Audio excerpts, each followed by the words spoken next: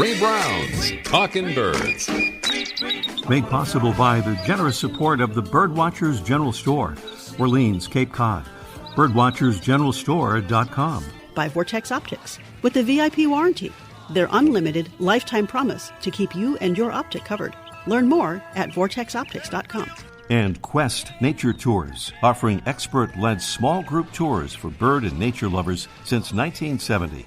Explore exceptional journeys around the world at questnaturetours.com. And Buteo Books, an independent family-owned bookstore carrying one of the largest selections of birding books in the world. ButeoBooks.com. Good morning, afternoon, or evening, and welcome to our show, number 943. It's kind of a rare bird sightings edition of Talkin' Birds, thanks in part to a rarity report from our friends at the Birding Community e-Bulletin, and thanks in part to some Talkin' Birds listeners who've alerted us to two other rare sightings. The e-Bulletin report is about a species called the large-billed tern, a South American bird of freshwater lakes and rivers that until now had been sighted anywhere in North America only 3 times. And now 2 sightings of maybe 2 individual birds reported in Brevard County, Florida, and Collier County, Florida. The e-Bulletin, by the way, is a free publication loaded with all kinds of great info about birds and birding and conservation. You can do a Google search for Birding Community e-Bulletin to find it. And the Talking Birds listener-generated alert is about a bird from almost as far south as that large-billed tern. It's shown up way north of its normal stomping grounds, and we'll talk about that bird in today's featured Feathered Friends segment. If you've been listening to our show for a while, you've heard some audio postcards, first from our Freya McGregor and then added to by many Talking Birds listeners, including Linda Schwartz, a.k.a. Muffy. She's from Baltimore, but she's on the road well to the north. Good morning, Ray and fellow birders. This is Muffy, and I am in the Shiawassee National Wildlife Refuge, close to Saginaw, Michigan. It's a busy day here for the birds. I believe there's a red-winged blackbird convention going on because they have all gathered here. Additionally, I've seen a female belted kingfisher, quite a few egrets. There's a woodpecker somewhere nearby because I can hear it, if not see it. Let's see what else we've got here. Tree swallows and robins, but definitely lots of red-winged blackbirds. So I'm hoping that you're having a good birding day, and I'm going to continue mine. Signing off. All right, thank you, Muffy, who added in a little extra thing here. She said, after I recorded this tidbit, I saw several families of wood ducks, plus an eagle, a northern flicker, a kingbird, and a prothonotary warbler. Thank you, Muffy. Please keep those audio postcards coming, folks. To make one, just go out and look at some birds and record a little narration on your phone as you observe them. Make a little digital file and send it to ray@talkingbirds.com. That's ray@talkingbirds.com. Pretty cool sounding bird there, so we've made it our mystery bird in our mystery bird contest.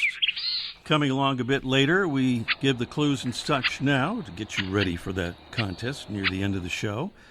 Our mystery bird is a small bird about 5 inches in length and kind of secretive in shrubby habitats. Its upper parts are olive green, and it has yellow flanks, yellow spectacles, a white throat, 2 white wing bars, and white eyes. Our bird, which feeds mostly on insects in nesting season and adds some fruit in the winter, breeds over much of the eastern half of the U.S. and winters in the southeastern states and down into Mexico and the Caribbean. It's our mystery bird. We have lovely prizes, including a $15 gift certificate for Buteo Books, home of one of the largest selections of birding books in the world. And something delicious as well, a month's supply of delicious Super Seed crackers from the folks at Mary's Gone Crackers, all on our Mystery Bird contest coming along in a little while.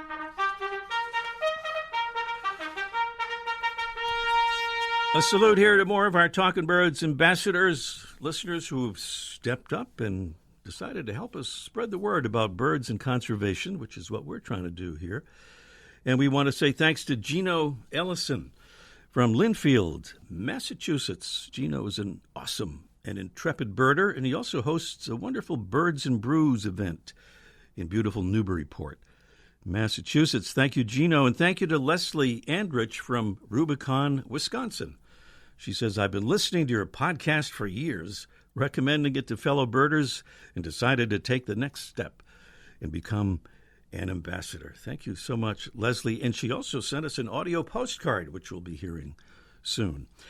We hope you'll join our ambassadors family, Talking Birds listeners. It's really easy to do. Just go to the Get Involved tab at talkingbirds.com and take it from there. Very easy to do and easy to become an ambassador. We'll just send you some of our little info cards for you to hand out to friends and neighbors at your convenience. Still to come today, while most birds can fly across roadways they encounter, we know that other wild creatures cannot, resulting in high mortality rates for millions of them, and birds are included in this too. On today's show, our special guest, Susan Holmes from Environment America, will tell us what her organization is trying to do about it through a great new federal program. Also today, Mike O'Connor from Cape Cod's famous Birdwatchers General Store may finally clear up some woodpecker identification issues when we present a Let's Ask Mike Live segment that we call Downey versus Harry. That's right enough. Up next, a bird that's causing a lot of talk and a lot of looking in a couple of very unexpected places is today's featured feathered friend. Presented by Birdwatching Magazine for more than a quarter century, Birdwatching has been North America's premier magazine about wild birds and birding. This week's featured feathered friend is a big tropical wading bird with a long neck, brownish plumage with white spotting, a heavy yellowish bill, and a piercing scream. It's the limpkin. If you'd like to see this bird here in the U.S., you generally want to visit Florida. But some folks who've stayed well north of the Sunshine State this hot summer have gotten to see the bird anyway, because this very southern wader has been spotted this week in Pennsylvania and Ohio. This past Saturday, the limpkin was discovered at Middle Creek Wildlife Management Area in Clay Township, Pennsylvania. It's the first limpkin ever reported in the state. Meanwhile, as told to us by Talking Birds ambassador Brian Harris from Avon Lake, Ohio, what seems to be a second limpkin has been viewed many times this week at a place called Gable Creek in the Koff Family Reservation, right there in Avon Lake on the shores of Lake Erie. Not the first limpkin ever in Ohio, but very rare indeed. Brian is going to try to get us some photos that we can post. Thanks, Brian. And thanks to Willie Miller. She's down in Vero Beach, Florida, but she let us know about a friend of hers who's among those spotting that Pennsylvania limpkin. Thank you, Willie. Ted Nichols, president of Pennsylvania's Lancaster County Bird Club, described hearing about the limpkin this way, quote, "It was sort of like a Christmas morning. I had seen this message, and it's like, well, I'm not going back to bed after this," end quote. It's today's Talking Birds featured feathered friend, making a rare appearance in Ohio and offering the first sighting on record in Pennsylvania. Aramos guarana, the limpkin. Welcome again to our show, number 933. I think I'm losing track of the number of the show lately, but I'm pretty sure we have that right, number 943. Well, here are some shocking statistics about what's happening to much of our wildlife. Motorists kill more than 1 million large animals a year on U.S. roads, roughly one every 26 seconds. These accidents also kill more than 200 people and injure another 26,000 each year.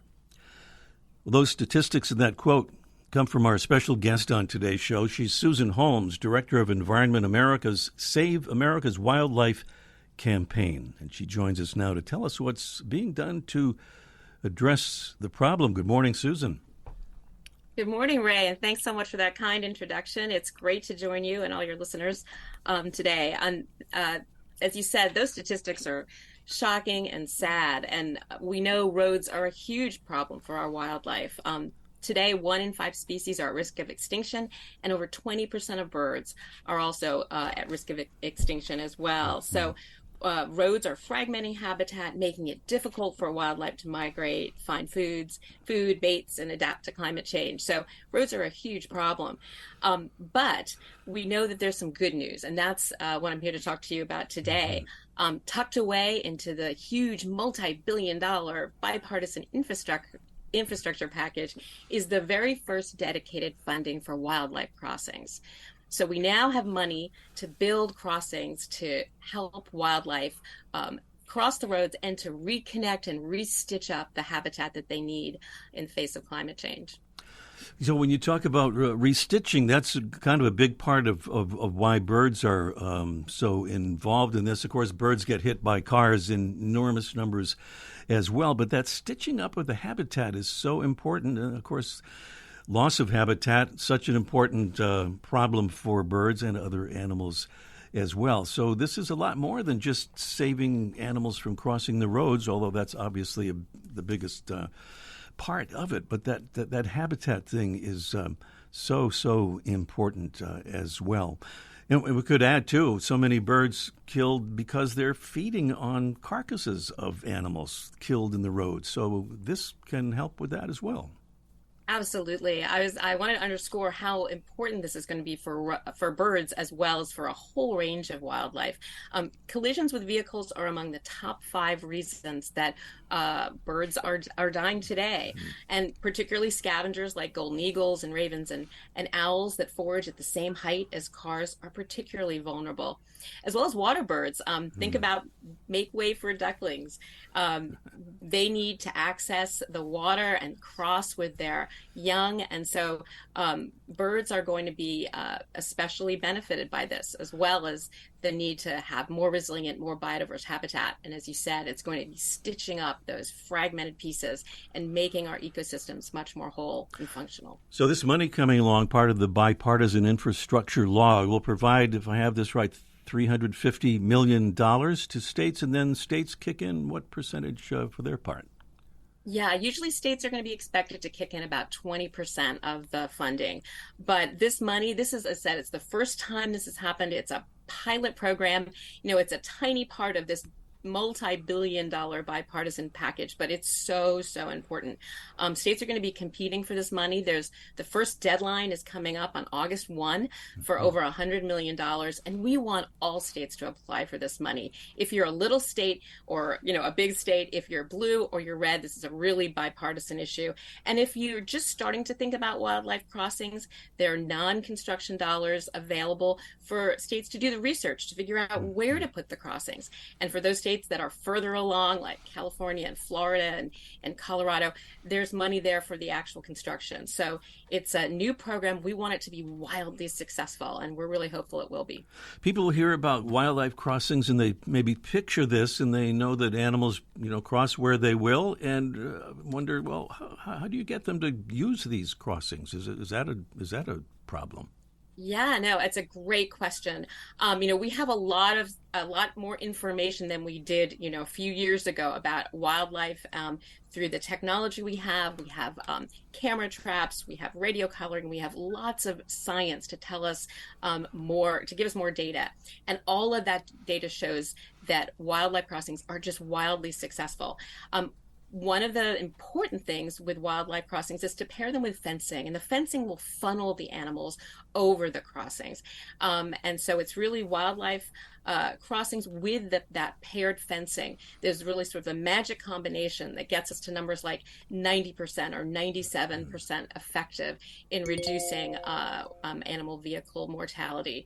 So it's a really good question, and we've got a lot of good data that shows that it works. So this bipartisan effort, as part of the infrastructure law, seems pretty non-controversial. Kind of hard to picture what would be a reason for someone to be opposed to this, but I think people are opposed to everything at some level, or some percentage of people are. What about in this case? Is that a big issue? Well, it's been incredibly popular across the political spectrum. I mean, President Trump's Secretary of Interior, Secretary Zinke, was very involved and excited about this, and as is the Biden administration. So, both the last administration, the current one, and then in red states and blue states, I think a lot of the reason that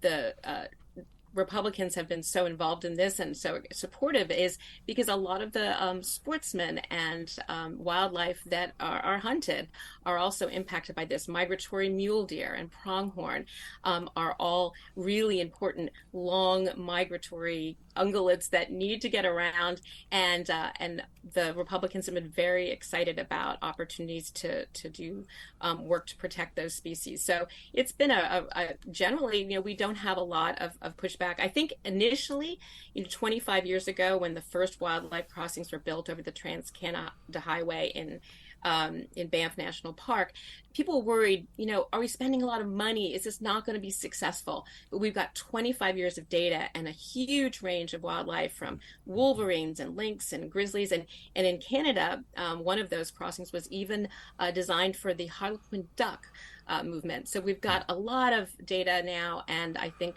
really largely non-controversial. And you're reaching out to all these states. And what about for the average citizen just want to find out more about this, to understand it and maybe help advocate for it? What should folks do? Sure. We would love citizens to get involved in this effort. Find out about what's going on in your state. Is your state involved in this? Are they starting to build wildlife crossings? You may know of some, or you may wonder. And we'd love to help you out. Obviously, we have a website. It's at www.environmentamerica.org, and you can certainly visit that or talk to me.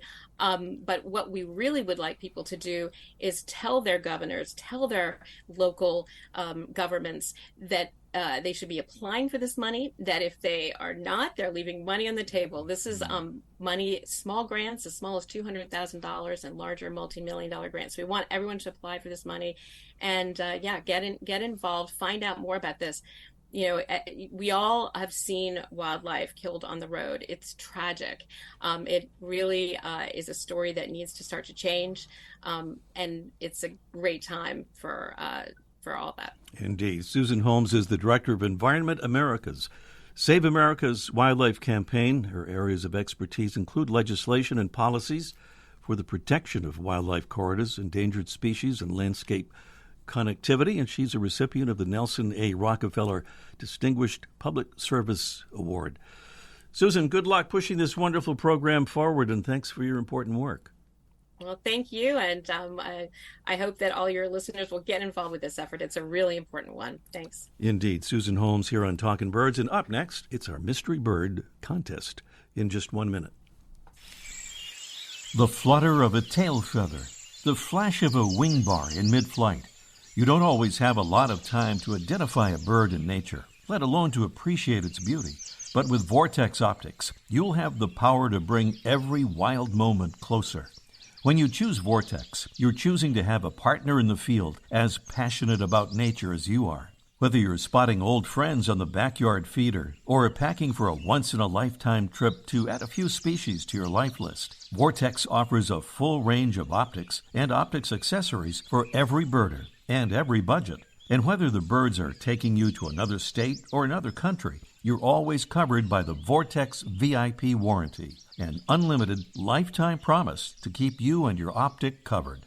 If you'd like to learn more, or if you need help choosing your next optic, give Vortex a call at 1-800-4VORTEX or visit vortexoptics.com.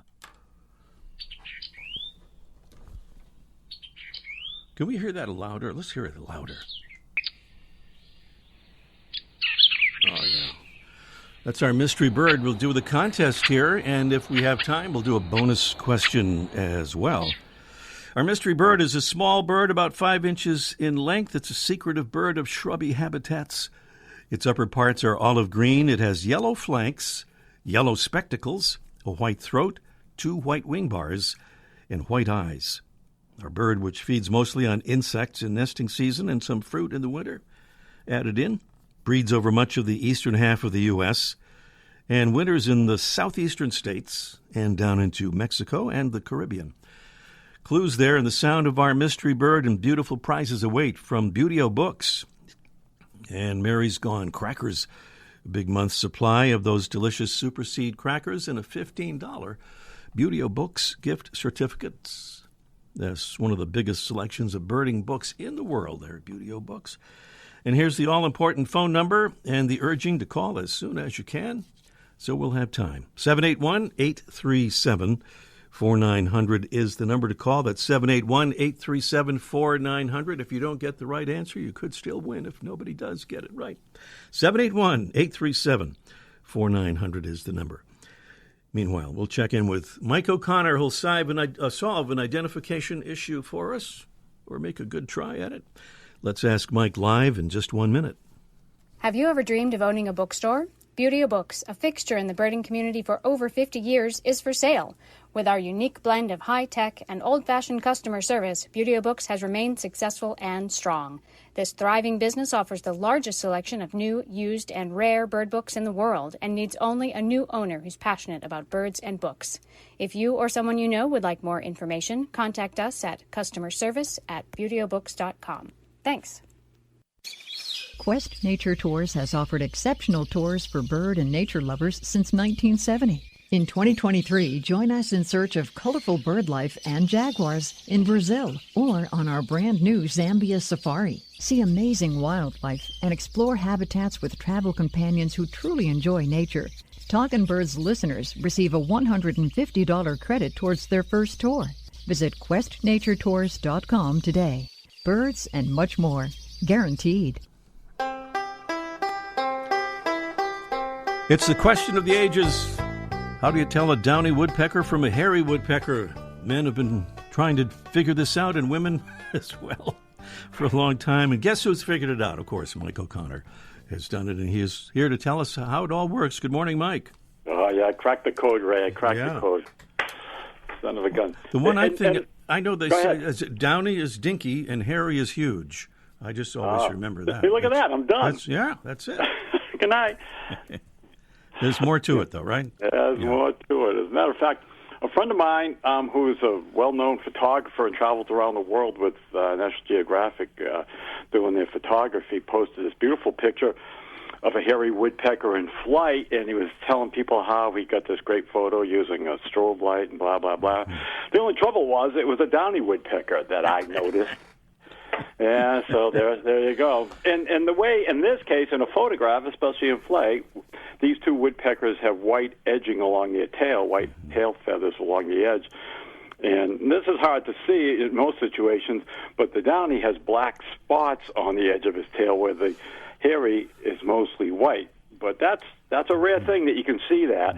But for the most of us, we should pay attention, like all birds that you see, pay attention to the beak. The beak gives the bird away more than anything. And in this case, the downy woodpecker is, and I'm going to watch my Massachusetts accent the best I can here, woodpecker is a really dinky beak, really small. It's about a third the size of the bird's head. It's just a little tiny beak where the hairy beak is nearly as long as its head. It's a big, heavy-duty woodpecker-looking beak. So if you see a bird with a little dinky beak, it's going to be a downy. The plumages are roughly the same. Forget about those spots that I mentioned. But the plumages are the same, but the beak is much larger. Hairies act like woodpeckers. They land on big trees. They hammer on big trees. They go to thick branches. Downies act like a songbird. They'll go to the trees also, but they'll also land on little plant stalks or cattail stalks or thin outer branches. Again, they act more like a little bird, and they are little birds. The size is tremendous difference. downy woodpeckers are basically not much bigger than some sparrows, or smaller than some sparrows, about the size, barely the size of a tufted titmouse, where the Harrys are bigger, they're more robust, about the size, nearly the size of a robin. So the difference is pretty noticeable. They don't have to be side by side, as everybody wants to think. Oh, well, they got to be side. No, just if you see a bird that looks like the size of a robin with a big woodpecker beak, it's going to be a hairy woodpecker. And the abundance, these birds, everybody should know because they cover the continent. The whole continent, everybody gets these birds. The downy's a little bit more common, and especially more common in our backyards. They like young trees. They like newly developed areas. They're the first to move in, where the hairies like older trees. So if you see a bird at your feeder, and it's got a big, thick bill, hairy, don't have to look for the spots, don't have to look for anything else. And the last thing I want to point out at this time of year is these birds, there's a lot of babies around, and as you know, downies, especially the males, and hairies have that red patch on the back of their head. All my customers tell it, oh, I got a red-headed woodpecker. Anytime they see red, they automatically call it a red-headed woodpecker. But in this case, they have that red patch at the back. But the babies, the first year fledglings, the juveniles, they just hatched this year. The patch, for some evolutionary reason, have it on their forehead, and it kind of weirds people out. But that's just a young one. But look for the thick bill and look for the woodpecker behavior. Go ahead, Ray. Okay. Which is the bigger one again? I don't know. I forgot. No, I think I got it. Thank you, Mike. All right. Back to next week.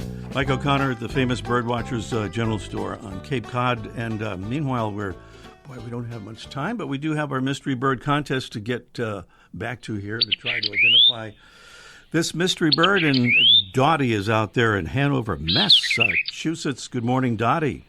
Good morning, Ray. Good morning. What do you think, Dottie? You heard our mystery bird there. What do you think it is? Yes, I think it's the white-eyed vireo. Wow, you are absolutely correct. Beautiful. White-eyed vireo. Exactly right. Nice job there, the white-eyed vireo. I'm looking at the, even though we were almost out of time, you were so quick there and so efficient, Dottie. We have time for a bonus question if you'd like to try it. Sure. In Britain, King Charles has taken some action to help reduce royal greenhouse gas emissions. What is that action? A, he switched all royal vehicles to electric power. B, he's ordered thermostat settings to be lowered at all royal homes. C, he's ordered all gas stoves to be removed from royal properties. Or D, he's told the feuding royal family members to lower their carbon dioxide output by shutting up for a while. Those are choices. Not a bird question, but a conservation question. And Dottie, what do you think?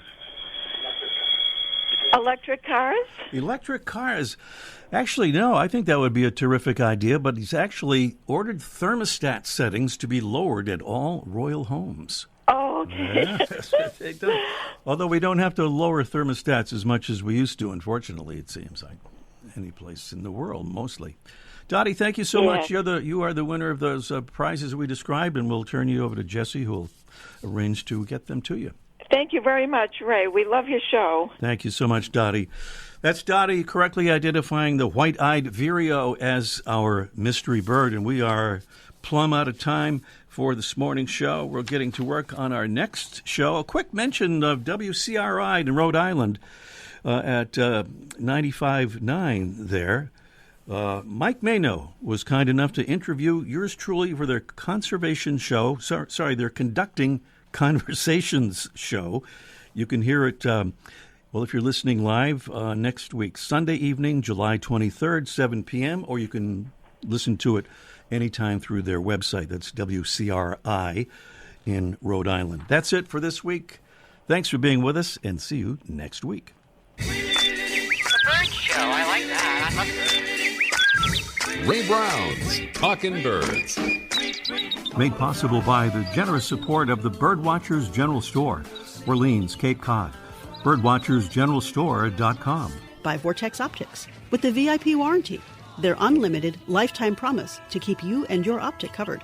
Learn more at vortexoptics.com. And Quest Nature Tours, offering expert-led small group tours for bird and nature lovers since 1970. Explore exceptional journeys around the world at questnaturetours.com. And Buteo Books, an independent family-owned bookstore carrying one of the largest selections of birding books in the world. ButeoBooks.com.